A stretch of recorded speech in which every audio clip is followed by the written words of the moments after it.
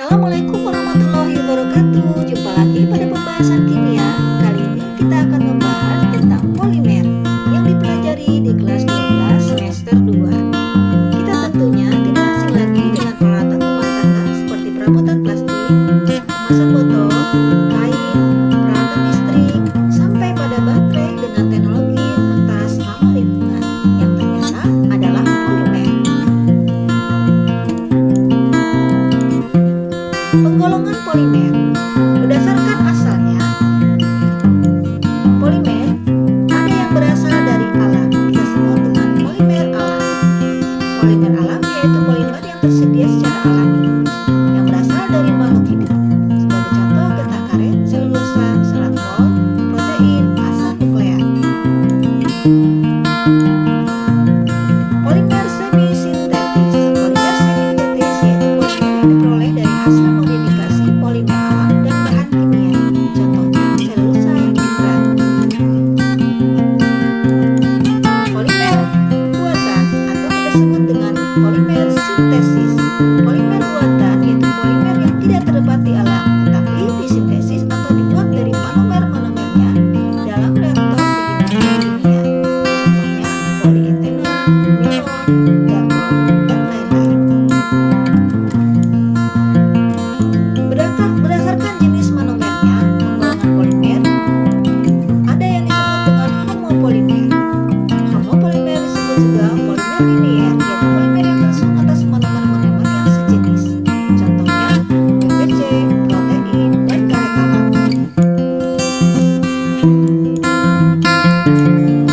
Ada juga yang disebut dengan copolimer. Copolimer yaitu polimer yang tersusun atas monomer-monomer yang berlainan jenis. Contohnya neon, petrol, bakelit. Penggolongan polimer berdasarkan pemanasan atau sifat kekenyalannya. Ada yang disebut dengan termoplastik. Polimer termoplastik memiliki sifat-sifat antara lain berat molekul kecil, tidak tahan terhadap panas, jika dipanaskan akan melunak, jika didinginkan akan mengeras, mudah diregangkan, fleksibel, ketinggian rendah, dapat dibentuk daur ulang, mudah larut dalam pelarut yang sesuai dan memiliki struktur molekul linier atau bercabang. Contohnya polietilen, PVC, polistirena.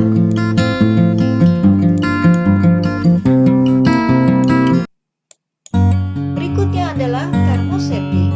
Polimer termosetik memiliki sifat-sifat antara lain keras dan kaku, tidak fleksibel. Jika didinginkan akan mengeras, tidak dapat dibentuk ulang, tidak dapat larut dalam pelarut apapun. Jika dipanaskan pada suhu yang terlalu tinggi akan meleleh, tahan terhadap asam dan basa, serta memiliki ikatan silang antar rantai molekulnya. Contohnya bakelit, poliester, uretana. Ada yang disebut dengan elastomer. Elastomer adalah polimer yang elastik atau dapat ulur jika ditarik, tapi kembali ke awal jika gaya tariknya ditiadakan. Contohnya karet sintesis. Berdasarkan bentuk susunan rantainya, ada yang disebut polimer linier. Polimer linier yaitu polimer yang tersusun dengan unit ulang berikatan satu sama lainnya. Contohnya polietena dan polivinil klorida. Ada yang disebut dengan polimer bercabang, yaitu polimer yang terbentuk jika beberapa unit ulang membentuk cabang pada rantai utama. Contohnya glikogen. Ada juga yang disebut dengan polimer berikatan silang.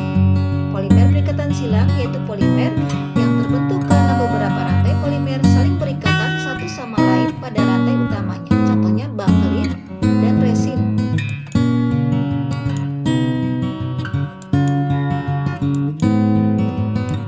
Berdasarkan penggunaannya, kita sebut dengan polimer serat. Polimer yang dimanfaatkan sebagai serat misalnya kain dan benang. Contohnya poliester, nilon, dan dakon.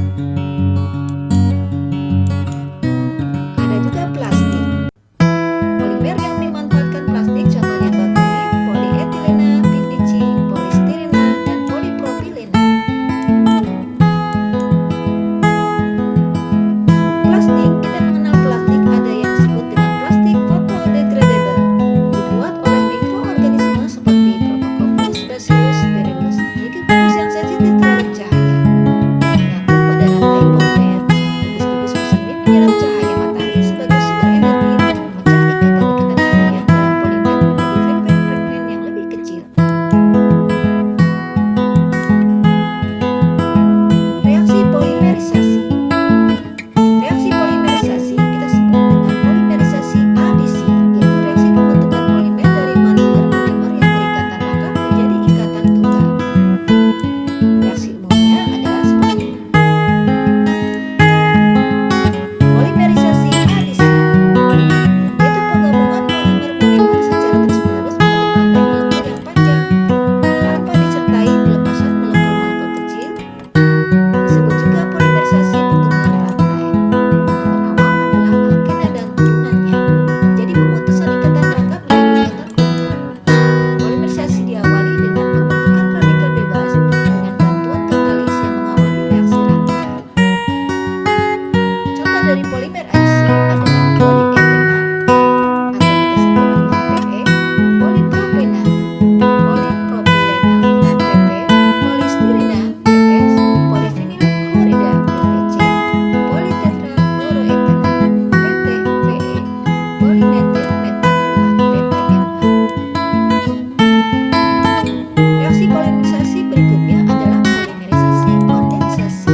Reaksi yang terjadi jika dua atau lebih monomer sejenis atau berbeda jenis bergabung membentuk molekul besar sambil melepaskan molekul-molekul kecil seperti H2O, NH3, dan HCl. Reaksi umumnya seperti ini. Polimerisasi kondensasi menggabungkan molekul-molekul monomer membentuk polimer disertai dengan pelepasan molekul kecil seperti air, amonia, dan hidrogen klorida. Tiap molekul monomer harus memiliki paling sedikit dua fungsi monomer bifunksional. Polimer yang terbentuk disebut polimer kondensasi. Polimer kondensasi ada yang alami dan ada yang sintetik. Polimer kondensasi alami adalah protein, polisakarida, asam deoksiribonukleat atau kita sebut dengan DNA. Polimer kondensasi sintetik yaitu nilon, kevlar, dacron, polimetana. Contoh dari polimer kondensasi diantaranya adalah nilon, kevlar, dacron, dan polimetana. Nilon dibuat melalui polimerisasi kondensasi antara diamin dengan asam nikarboksilat. Dalam polimerisasi ini terbentuk ikatan amida sehingga nilon dikenal sebagai poliamida. Nilon 6,6 dibuat melalui polimerisasi kondensasi antara heksana 1,6 diamin dengan asam nikarboksilat.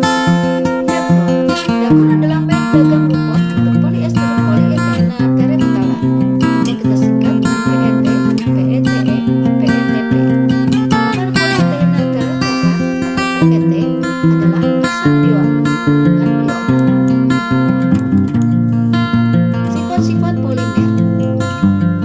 Sifat mekanik polimer.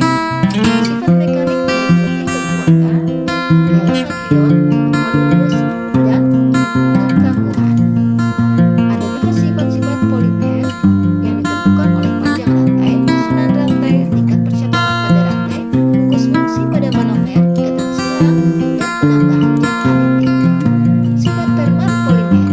Sifat termal polimer meliputi koefisien pemuaian termal, monoksilis, koefisien antara termal titik bahan panas, dan stabilitas panas, kelenturan, ketahanan terhadap mikroorganisme. Tata nama polimer. Berdasarkan monomer, monomernya yang terdiri dari satu kata, poli plus monomer. Contohnya adalah monomernya etena, maka polimernya polietena. Monomernya adalah stirena, maka polimernya adalah polistirena. Berdasarkan isomernya, ada yang disebut cisran, tambah nomor ikatan ditambah poli plus monomernya. Sebagai contoh adalah pon 1,4 poliisoprena dan cis 1,4 poliisoprena. Aturan penamaan polimer menurut IUPAC yaitu mengidentifikasi unit struktur terkecil yang disingkat dengan CRU. Yang pertama adalah menentukan subunit CRU sebagai prioritas, memberikan nama dengan diawali kata poli dan nama CRU dikurung. Sebagai contoh, CRU-nya adalah poliheksana diamin.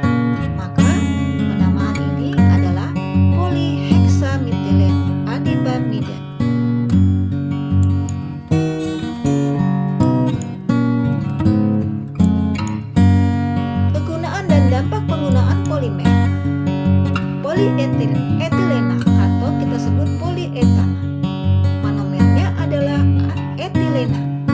Polietilena dengan densitas rendah disingkat dengan LDPE.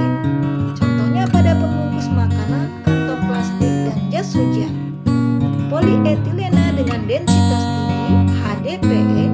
Contohnya pada botol plastik, botol deterjen, mainan, ember, dan panci, serta untuk pelapis kawat dan kabel. Yang kedua adalah polipropilena. Monomernya adalah propilena. Contohnya pada karung plastik, tali plastik, serta botol minuman.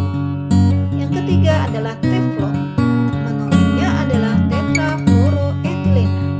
Contohnya pelapis barang yang tahan panas seperti tangki di pabrik kimia, pelapis panci, penggorengan anti lengket, serta pelapis dasar setrika. Yang keempat adalah polivinyl klorida atau disingkat PVC. Monomernya adalah vinyl klorida atau kloroetilena. Kegunaannya sebagai pipa, selang, lapisan lantai, dan piringan hitam. Kelima, bakelit. Monomernya adalah fenol dan formaldehid. Bakelit dipakai pada peralatan listrik, kontak isolator, toilet, kabinet radio, pembuatan lembaran laminasi, serta perekat Hollywood. Yang keenam, polimetiylmetana krilat atau PMMA. Monomernya adalah metil metakrilat. Contohnya bahan pencampur gelas dan